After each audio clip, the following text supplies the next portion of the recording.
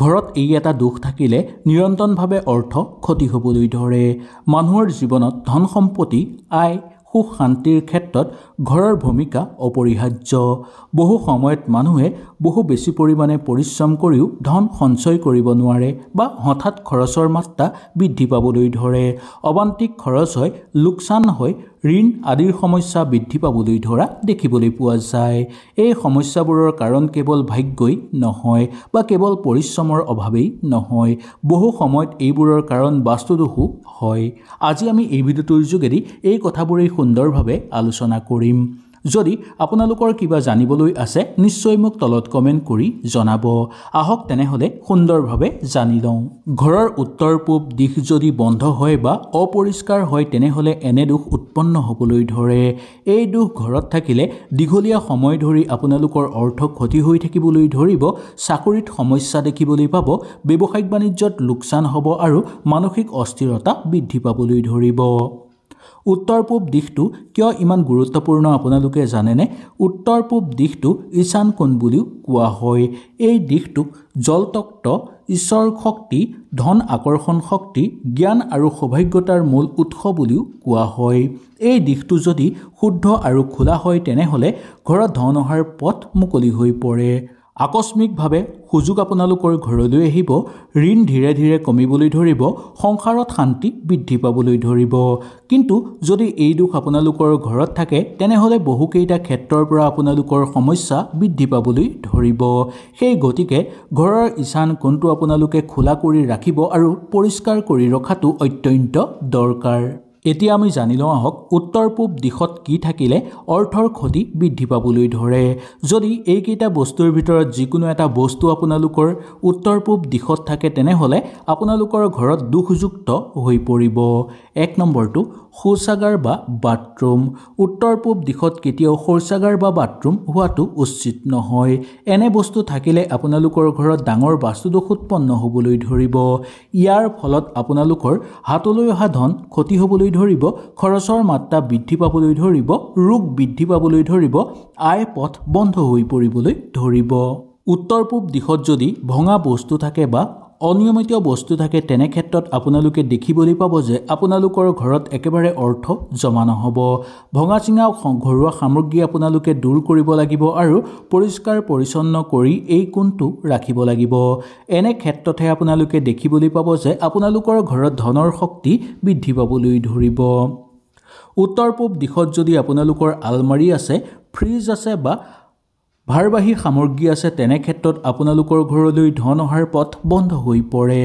উত্তৰ পূব দিশত যদি বন্ধ দৰ্জা বা আপোনালোকৰ জালনা থাকে তেনে ক্ষেত্ৰত আপোনালোকে দেখিবলৈ পাব যে নতুন সুযোগ অহাৰ ক্ষেত্ৰত বন্ধ থাকিব, চাকৰি বা ব্যৱসায়িক ক্ষেত্ৰত আপোনালোকৰ অমিল দেখিবলৈ পোৱা যাব আৰু জমা ধনো সুৰক্ষিত আপোনালোকৰ নাথাকিব। ঈশান কোণৰ বেৰত যদি কলা বা আপোনালোকৰ কাৰা ৰং ব্যৱহাৰ কৰে তেনে ক্ষেত্ৰত আপোনালোকে বহু বেছি সমস্যাৰ মাজত সোমাই পৰিব। ঈশান কোণত কলা ৰং, ডাঠ নীলা, ডাঠ ৰঙৰ ব্যৱহাৰ কৰাটো উচিত নহয় আৰু লগতে ডাঠ ৰঙা ৰঙো ব্যৱহাৰ কৰিব নালাগে। এনে কৰিলে বেয়া শক্তি আপোনালোকৰ ঘৰত বৃদ্ধি পাবলৈ ধৰিব, অৰ্থৰ ক্ষতিৰ পৰিমাণ বৃদ্ধি পাবলৈ ধৰিব। ইয়াৰ উপৰিও ঘৰত দুখ দৰিদ্ৰতা সৰ্বাধিক বৃদ্ধি পাবলৈ ধৰা দেখিবলৈ পাব। এই এটা দোষ থাকিলে কেনেকৈ ধন ক্ষতি বেছিকৈ হয়? এইটো দোষ থাকিলে ঘৰত ধন ক্ষতিয়েই নহয়, সম্পৰ্ক বা পৰিয়ালৰ ওপৰতো ই সম্পূৰ্ণভাৱে প্ৰভাৱ পেলায়। পৰিশ্ৰম বেছি হয়, ফল কম হয়, একদম আপোনালোকৰ আমদানি বৃদ্ধি পাব কিন্তু সঞ্চয় নহ'ব। হঠাৎ বেমাৰ আজাৰ বৃদ্ধি পাবলৈ ধৰিব, মেকানিকেল খৰচ আপোনালোকৰ বাঢ়িবলৈ ধৰিব। কোনো এটাই নহয়, সদায় কিবা নহয় কিবা খৰচ আপোনালোকৰ ওলাই থাকিব। ঋণে পিছ নেৰা হ'ব আপোনালোকক। মানুহে কয় যে ধন আহে কিন্তু ধন জমা নহয়। ইয়াৰ মূল কাৰণ হ'ল বাস্তুদোষ হৈছে আপোনালোকৰ ঘৰত। এই দোষ থাকিলে জীৱনত কি লক্ষণে দেখা দিব? 1 নম্বৰটো মাহ শেষ হোৱাৰ আগতেই টকা শেষ হৈ যাব। হঠাৎ চাকৰিত সমস্যা আহিব, খেলিমেলি হোৱাৰ সম্ভাৱনা সৰ্বাধিক। ব্যৱসায়িক ক্ষেত্ৰত লাভ হ'ব কিন্তু সেই লাভ আপোনালোকে জমা কৰিব নোৱাৰিব। বেমাৰ আজাৰ বৃদ্ধি পোৱাৰ ফলত খৰচৰ মাত্ৰা বৃদ্ধি পাবলৈ ধৰিব, ঘৰত অশান্তি আৰু চিন্তা বৃদ্ধি পাবলৈ ধৰিব। এই লক্ষণবোৰ একেবাৰে আপোনালোকে দেখিলেই বুজি পাব যে আপোনালোকৰ বাস্তুদোষ হৈছে সেই গতিকে উত্তৰ পূব দিশত আপোনালোকে খুব নজৰ দিবলৈ চেষ্টা কৰিব এতিয়া আমি জানো এই দুখ কেনেকৈ আমি দূৰ কৰিব পাৰিম ঘৰতে আপোনালোকৰ ভাগ্য ভাল যে এই দুখৰ সমাধান অতিশয় সহজ আপোনালোকে অকমান কষ্ট কৰিলেই এই দুখৰ পৰা পৰিত্ৰাণ লাভ কৰিব পাৰিব এক নম্বৰটো দিনটো সম্পূৰ্ণৰূপে আপোনালোকে গোটেই ঘৰটো পৰিষ্কাৰ কৰি ৰাখিবলৈ চেষ্টা কৰিব আৰু আপোনালোকে গোটেই ঘৰত ঝাৰু মাৰিব আৰু ঘৰৰ আশে-পাশে যে জাবৰ দম হৈ নাথাকে তাৰ প্ৰতি আপোনালোকে লক্ষ্য ৰাখিব ঘৰৰ ঈশান কোণত আপোনালোকে পানীৰ সম্পৰ্কীয় বস্তু ৰাখক সৰু পানীৰ পাত্ৰ মাটিৰে বনোৱা পাত্ৰও ৰাখিব পাৰে বা তামৰ পাত্ৰও ব্যৱহাৰ কৰিব পাৰে ইয়াক বহু শুভ শক্তি আকৰ্ষণ কৰা বস্তু বুলিও কোৱা হৈছে যদি আপোনালোকে এই বস্তু ৰাখে তেনে ক্ষেত্ৰত আপোনালোকৰ ঘৰত থকা সকলো বাস্তুদোষ ধ্বংস হৈ পৰিব এই ঈশান কোণত আপোনালোকে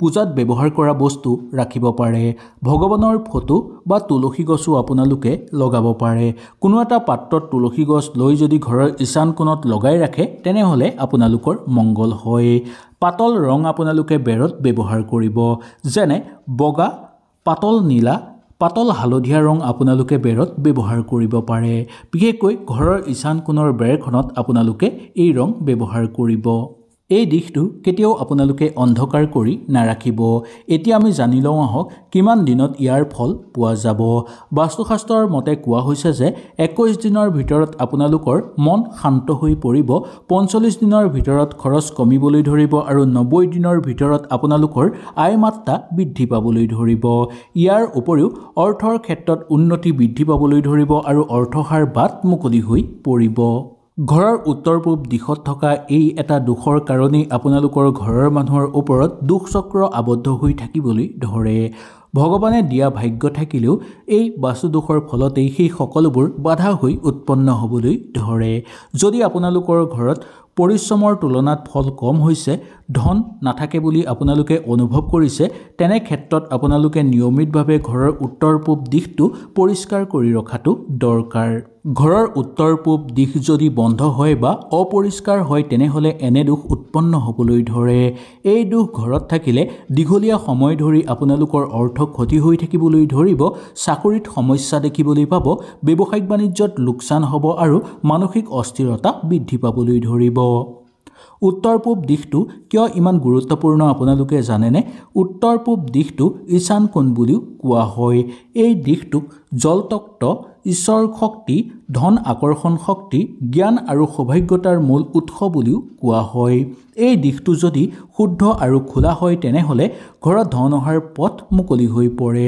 এনেকৈ এটা সৰু দুখ দূৰ কৰিলে আপোনালোকৰ জীৱন সলনি হৈ পৰিব সকলো ফালৰ পৰা আপোনালোকৰ উন্নতি বৃদ্ধি পাবলৈ ধৰিব সকলো ক্ষেত্ৰতে আপোনালোকে সফলতা অৰ্জন কৰিব পাৰিব হয়তো আজিৰ ভিডিঅ'টোৰ যোগেদি আপোনালোকে সুন্দৰভাৱে বুজি পালে কিবা অসুবিধা পালে নিশ্চয় মোক তলত কমেন্ট কৰি জনাব তেনেহলে আজিলৈ আপোনালোকৰ ওচৰৰ পৰা বিদায় লৈছো কালিলৈ পুনৰ আপোনালোকক লগ পোৱাৰ প্ৰতিশ্ৰুতিৰে আজিলৈ নমস্কাৰ